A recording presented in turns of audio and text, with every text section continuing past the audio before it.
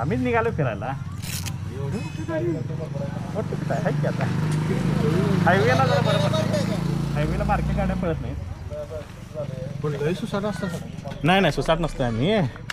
जिथं जागा असतं तिथं फास्ट असतोय. जिथं आता गावातनं कशाला जाणार फास्ट? नाही मी बघितलं नाही काय जण असतात ती पोरं असतात की बारकी, तसं समजत नाही कुठं फास्ट चालवायची कुठं नाही.